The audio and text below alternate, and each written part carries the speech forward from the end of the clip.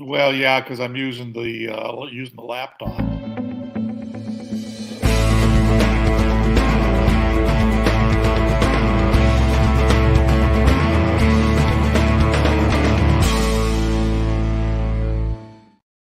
Hi, this is David with EV World News. We're talking about electric vehicles, green energy, and the stock markets. I'm here in studio today with Bill Moore, our founder and editor. How's it going, Bill? Oh, it's going great. Beautiful blue sky out there. It's just a nice spring morning, even though it's mid-February. It's crazy. Yeah. According to something, the temperatures are supposed to plummet, even though it's 48 and sunny out right now. We'll Yeah. see. We'll see. It doesn't look like we have any snow on the forecast anytime soon, though. So, you know, no, I know that was a lot of snow we had a few weeks ago. It's Yeah. weird because it's all gone. And the coyotes are back out. So, Oh, I was okay. worried. I don't know if other people bring their coyotes in at night, but I was worried my coyotes would Why, freeze to did death you because see they're him like in the big fish. backyard? I see them all the time. Oh, And what's really weird is this year I'm seeing them in the daytime. In the past, oh, I've only seen interesting. them at night, like in my car headlights or, Yeah. in really low light, I can see them out. They don't they don't ever come up to the house when we have any lights on. But I know they come up because they leave signs they were here. I'll just Yeah. leave it at that. And they seem to like pavement for some reason. Um, or they like concrete. So that's an Well, keep interesting keep keep feature. 'em warm at night, I guess.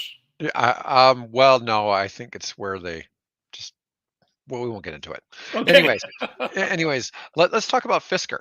So Yes. you want to tell me a little story? There's somebody here in Omaha that had an Yeah, early Fisker. there's been a succession the last few days here of sort of negative reporting on the Fisker latest effort in electric vehicle technology. In this case, the Ocean, Mhm. which is built over in Europe by I think it's Magna, and they bring them over here, and apparently there are reports that owners are having quality control issues and software issues with the car. Their fob locks them out or locks them in. Oh you my know, God. the hood pops up when you're driving along at speed. Just different things like that. And of course, I can't necessarily verify that those are true, but again, we're seeing multiple reports to that effect. And I'm thinking, I had the opportunity to meet Henrik Fisker years ago, uh, after his original Fisker fiasco, I guess the best way I may describe it, where they had a combination of quality issues with the car, but also a bunch of cars that were offloaded in New Jersey from the Finnish manufacturing plant, and then got hit by a cyclone that basically flooded all the cars out, and then they had Oh God. uh, then they had battery issues. I mean, it was just one tragic thing after another. Well, I before that happened, one of the very first plug-in hybrid cars that I got to ride in belonged to a gentleman by the name of Bruce Simons, and Bruce at the time was the CEO of Omaha Steaks, which probably a lot of people know about. My wife worked there for him, and he gave me an invitation. Well, come on over and ride in my new electric car, which was, from my perspective, I've never owned a car that was worth more than $20,000. And here's a car that was, I think it was 60 or 80 or some number like that, which was impressive to me. But we're driving along, and Bruce is saying, "Well, there's this and there's that, and so on." And basically, he sent it back to Fisker, under the Nebraska lemon car law. That eventually, the company had to fold, and then it got bought, I think, by a Chinese company. I think bought up the assets, and it's still called Karma, although I haven't heard much about them since then. But Henrik, undaunted, said, "Well, I'm just going to build a better car." So he, started working purely on electric cars, and then he's, rolled out the Ocean, and then he's got, I think there's another one that's in the works. So I was kind of pulling for him. I mean, I've met him. He's a nice guy, very obviously very talented designer. Um, and apparently they're having the same sort of issues this time around, which is kind of sad. So No, it is because they seem to have a lot of promise in what they could bring to the market. So that is certainly styling. I mean, the man is, stylist, par excellence. Whether the issue lies there or lies, with the people, because he's not actually engineering or building the car. These are built under contract by, a company that does that kind of thing. And the first go around with the Karma, he did the same thing. I think it was a Finnish company. Well, this time he's using a company in Germany, I think Magma, I believe. So, I yeah, think it's difficult, when you look at it, you look at like Ford and GM and Mercedes, they've all been building cars for like 100 to 100 and some 130 years. years. Yeah, and they still Yeah, have recalls. So, right. They still have problems, but yeah, when you're a one model car manufacturer and you're yeah. just into it and you're low budget, I think that's a problem. And you look, Tesla had some issues. They still have some issues. Came And close to folding their tent, more than once. right, and it's just hard to fathom. They're the one company that's truly broken free, Yeah, to establish and just like, okay, these guys aren't going anywhere, yeah, and what is it? There's only two US car manufacturers that have never gone bankrupt, and Tesla's one of them and Ford's the other, yeah, you know, exactly. and so that just Yeah, says a we lot tend to about how difficult that business is. yeah, we tend to forget that Chevrolet, took a bailout, and so did Chrysler. They basically declare bankruptcy and reorganize, and with government, supervision and stuff. I was in D.C. for those hearings back then, so that was Oh, an wow. interesting exercise. Yeah, Well, I see so many criticisms about how like the EV used car market is crashing and has all these problems, but then I also look at I'm looking at used cars in general across the board. They're all having issues. yeah. There's issues with There sales. are there are some real deals out there. I've been on. I was talking to my wife this week about, well, maybe we should think about selling, our two cars and just going down to one EV. So I was looking at the Chevrolet, Bolt, and dang, there are some. In fact, even Car Guru calls them good deals. I mean, there's Mhm. some real nice, cars with 20,000, 30,000 miles on them for under $20,000. You And know, that's before the $4,000 and that's rebate. before the 4,000. Yeah, Yeah. Yeah, there's just a lot of it. The Tesla price cuts really forced everybody in the used car industry to really yeah, hammer down on the price. and the rental car industry. Yeah.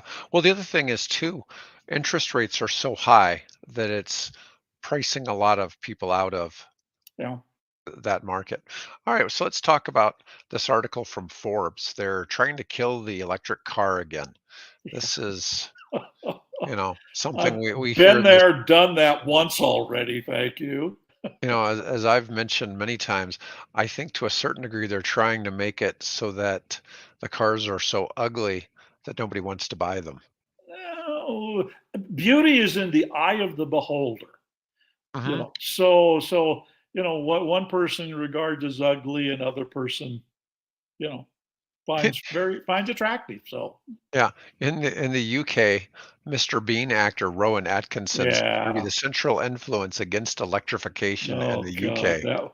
that was a PR nightmare to have Mr. Bean come out and say, "Well, I owned an electric car and I hate it, and I'm never going to get another one." That kind of thing. Yeah, Well, wow. he may have had a bad experience. I don't know, Yeah, but I can tell you that. That there's still the market still, it's not growing at the same pace as 6 months a year ago, but it's still growing. right. So but yeah, they basically, it seems like it's pretty much the same actors. If you've got a corner on a particular market for your product, be it petroleum or be it cocaine, you don't want to lose your buyers. No, So no, it only makes sense to try yeah. to dismiss the other part as faddish. But 25 years ago, the EV1 showed incredible promise from General Mm, Motors. what is it? Started out with 55 miles of range and a lead Yeah, yeah. acid battery. There's a reason they were using same batteries you use to run your motorboat and start your car with. So, not not state of the art battery technology at that particular juncture in time. So yeah, This is that interesting. got they got upgraded though after about the first ones rolled out in 1998, roughly in Mhm. that time frame. And by about 2001, they were upgrading those to then the cutting edge technology, which was nickel metal hydride. Mhm. Um, so the range jumped from the 60, call it. It jumped up, it doubled. It Went went to went to 105. 100. Yeah. So, well, there were some guys that were getting 120, but who are, all depends on how you drive and Right. No, I temperature get and it. those things. So that it was an improvement, but by that time, the Western Petroleum Association and even the car makers themselves said, "Yeah, there's no market for these." Of course, they weren't really trying to advertise them. You can only lease them, and you can only Oh, lease them in California, right? okay. So Interesting. so there was they were having to fit the California zero emission mandate, the This is ZEV interesting. mandate. So all Go so ahead. Toyota had the RAV4 and Yep. Honda had the EV Plus. Yep. All three companies pulled their vehicles and wouldn't even let existing owners keep them. Yep. This is well documented in the film Who Killed the Electric Car from 2006. That's Which I have hilarious. a which I have a cameo appearance, by the way. Do you really? Yeah. Oh, Although that's you great. wouldn't know it, but yeah, yeah. I actually got in the filming of one of the pieces of the film. So Oh, that's hilarious. The movie points the blame at the car and oil companies for protecting their profits, and the current situation doesn't seem to be that different. no. That's funny. Um, let's Yeah, see. there's a story there. Yeah, And of there course, the definitely best the is. best way to learn the stories, of course, is to get a copy or two. It's probably on Netflix or even on YouTube. Who killed the electric car? It's and then of course it had a sequel to it that came out after the Teslas were introduced. That Revenge of the Electric Car.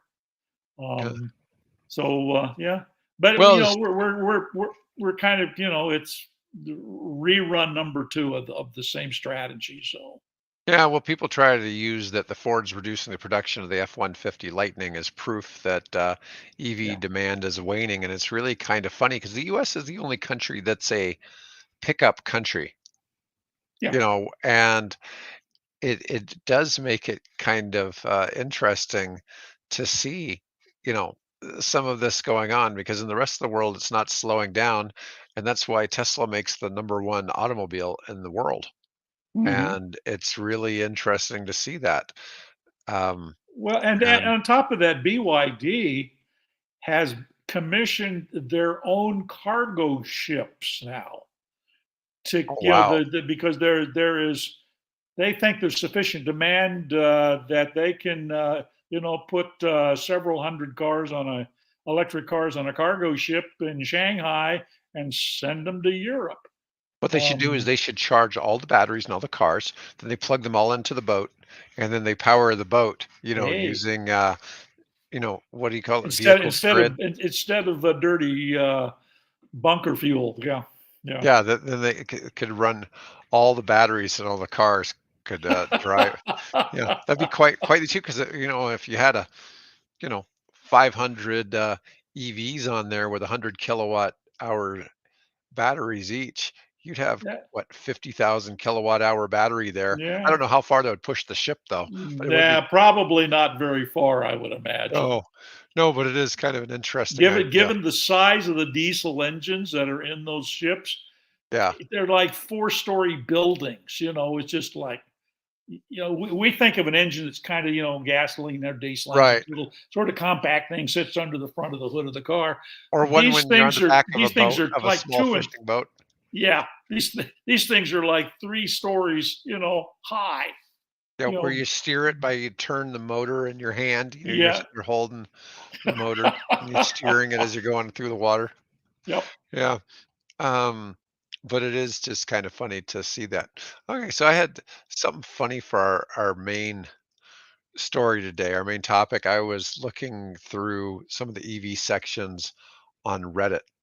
And Reddit is always they call it the end of the internet or the start of the internet. I can't remember which one it's supposed to be, but it's an interesting free source. for all. Yeah. So the story, this guy's ha- owns a, I think he owns an F-150 Lightning, and Okay. he says I had an eye-opening conversation with a coworker. We're talking to him about camping spots I reserved, and I was slightly bummed by my Lightning couldn't pull the trailer to one of the spots. Hmm. And I only camp maybe 5 times a year, so I'm not put off by the limited range. So far, it has taken me everywhere I want to go. I'm in Idaho, so camping spots are a bit far from me. I don't like towing either, so it's another reason why I'm not very bothered by the limited range. Regardless, when I found a new camping spot just slightly out of my range, it was a tad disappointing to know my truck can't make it. I still booked it. I grew up in Idaho and no stranger to tent camping. It'll be a good time to show my son tent camping. Truck can more than make it without pulling a trailer. Right. This is one of the things, I don't, depending on the weight of the trailer, that 300-mile range in the truck can drop to as little as 80 miles when Yeah. it's got a max capacity trailer. So he's going to take a tent. I talked to my coworker about these new spots I found. He's from the area of Idaho I live now, so he's very familiar with them. Not a lot older, believe mid 55. And he told me he remembers as a kid that gas stations were so sparse and not available 24 hours a day. He says they had to plan trips and stops, otherwise they'd camp or spend the night somewhere because they couldn't get gas. Mm. You know, My this is my by the way, my wife is from northern Idaho, so I'm somewhat familiar with where they're talking about. I know driving in a gas car down I-80 west from here, especially at night, you don't know where the gas Yeah. stations are Just open in find a Wyoming motel. or Yeah. western Nebraska, Yeah. Utah, all those states. But this is interesting because as this article goes on and we start getting into the comments, motorcycles have ranges similar to, if not smaller than many EVs. I've done many long trips depending on a AAA map, paper maps to tell me which small towns have gas stations based on the color of the dot or town name. Mm. Once town of Rachel, Nevada pumps for dry, I had to beg for gas from people attending a UFO convention in Yeah. the desert. Yeah. Because Rachel, Rachel, yes. Nevada is where you enter Area Yes. 51, I think. Yes. Yeah, Yes. The yeah. little alien inn. Right, right. It's the place where people see the most UFOs of anywhere in the United States. Right. It's right there.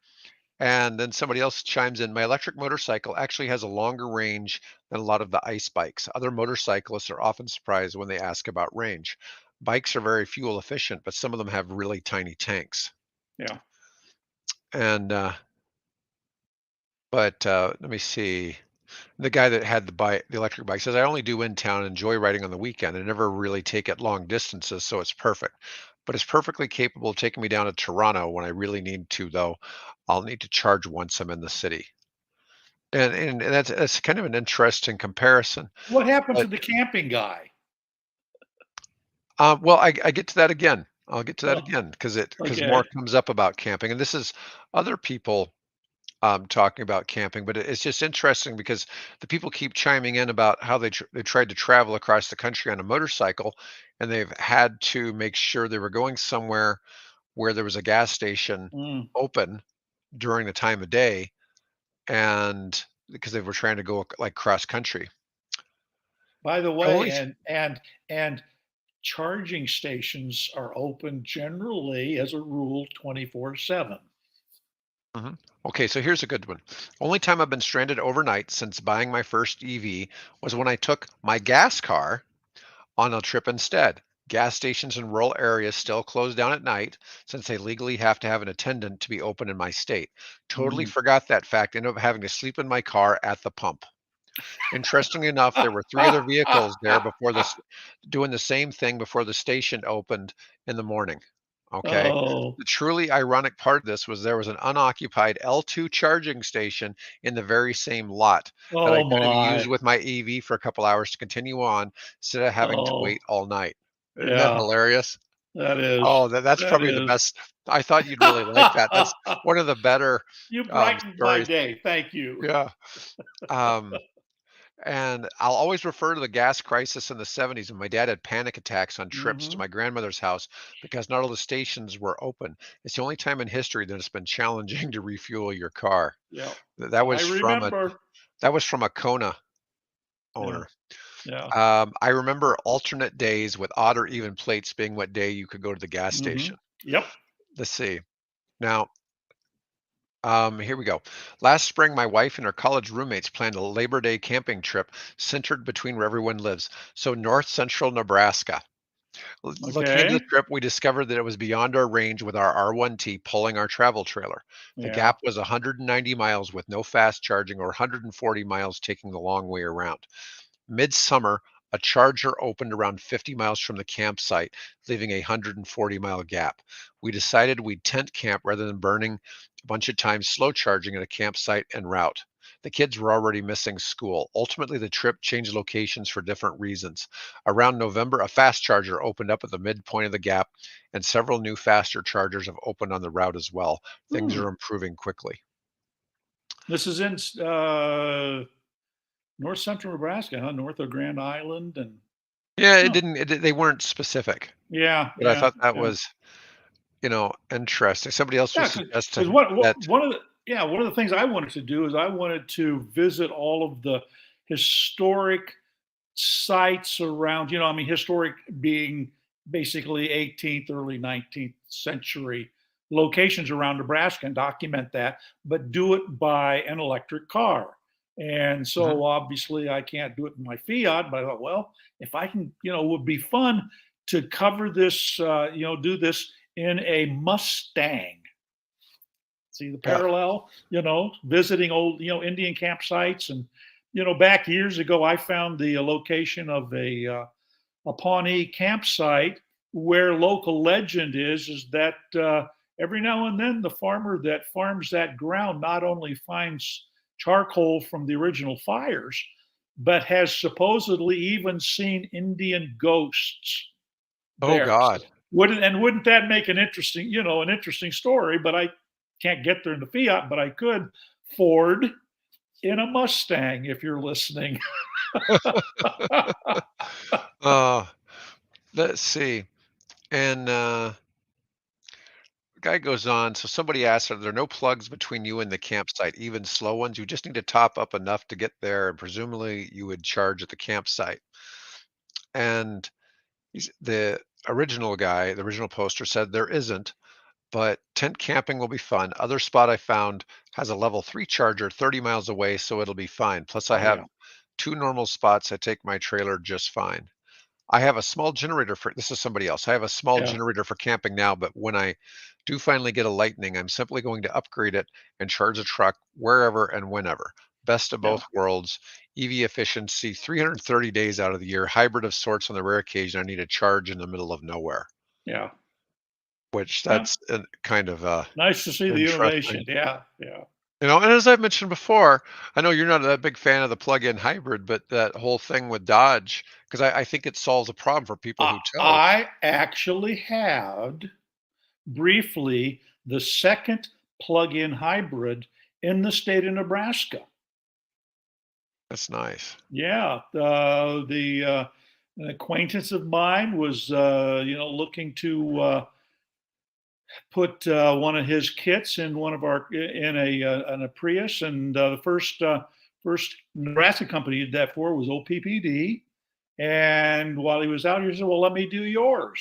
So we arranged. He did mine gratis for promotional purposes Yeah, on EV World, and so we, for a period of time, our Prius was the second plug-in Prius in the state of Nebraska. So long nice. story. I won't go into the rest of it. We got other things to talk about.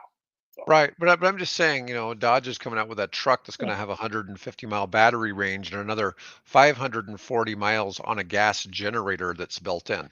Yeah. Well, it's a And pretty good sized generator too. So yeah, well, I don't know how much fuel that's holding, but I would imagine if you owned one of those, you'd want to keep the gas tank mostly empty most of the time because with a 150-mile battery, you're not really going to be burning gas very yeah, often. exactly.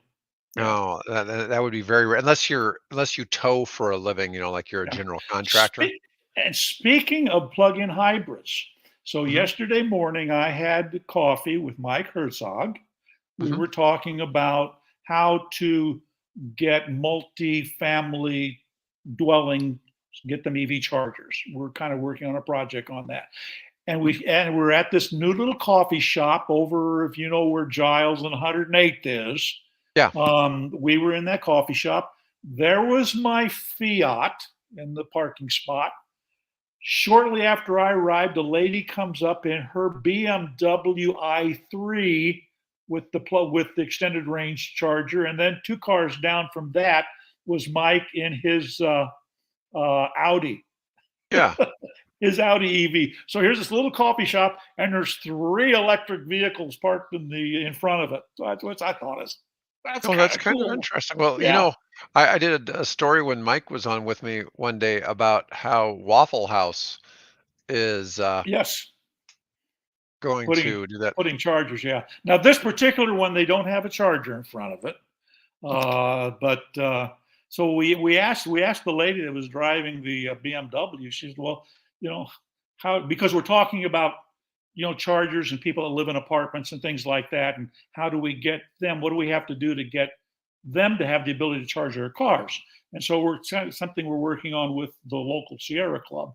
And she said, "Well, my husband installed a nice level two charger in our garage." So we thought, well, okay, I've got one in my garage. Mike has one in his garage. She has, that in hers. So we're the fortunate one because we can do that.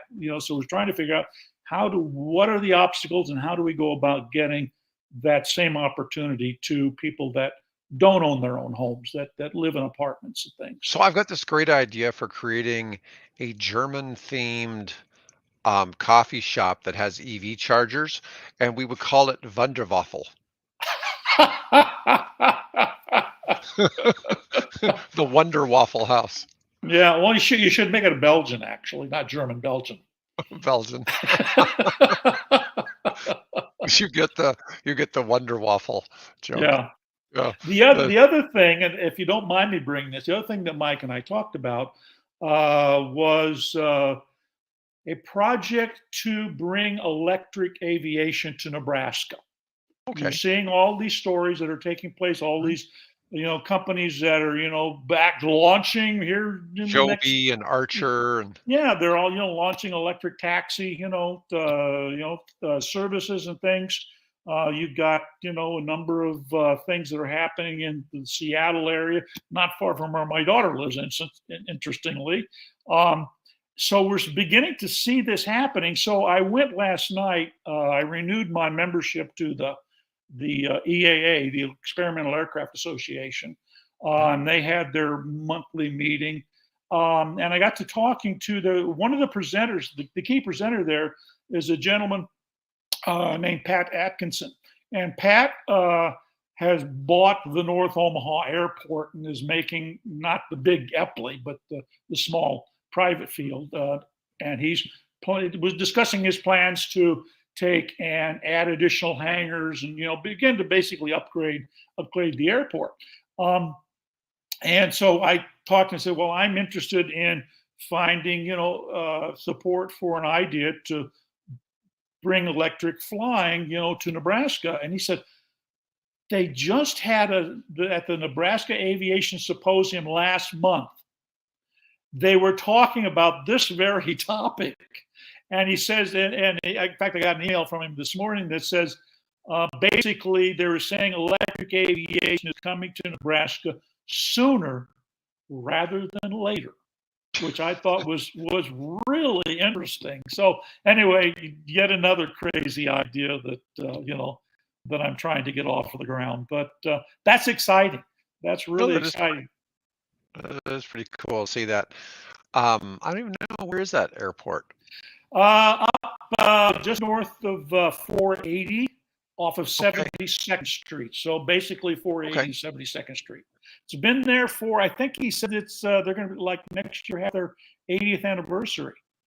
So it's been there for a long time. So So it was probably put in as a in the World War 40s, II yeah, training, the 40s, World yeah. War II air training No, airport. I would suspect probably so. Yeah. Yeah. There's a Actually, lot of abandoned World War II training airports all over the United States. all over. Yeah, there's lots. In fact, so there's a couple there's some websites that are devoted to, re-identifying all the abandoned old airfields around the country. And you're right, there are a lot just not far from where you live, Mhm. just east of where you live on 72nd Street, where there's a house, Eagle, whatever it is, something. That used to be an airport, and there used to be quite literally a couple country road. Yeah, I wonder what they did with Cornhusker, those. right? Cornhusker used to be a gravel farm road, and at the end of that farm road was an airfield that had two B-25 bombers parked on it. When I That was when I when I was very young, when we came over from Germany, we lived in a hotel for a while and at Eglin Air Force Base mm, in Florida, where the Doolittle Raiders practice. had, well, yeah, Yep, that was where they lived and they trained. yep. And um, I think a couple of years after we, moved into our house, that hotel burned down. But it was Uh, just, it was just kind of interesting because that's where they had the markings on the runway to make it the same right, same as the length USS as Hornet. the aircraft carrier. Yeah, I Right. forget the name of which aircraft carrier that was The now. Hornet. It was The the Hornet. Hornet. Yep, you're right. The Hornet. Yep. Yeah. But anyways, all right. Well, good show today, Bill. It was a little Yeah. bit different Well, we're topics we probably covered. way off track but it's fun. It's fun. I know.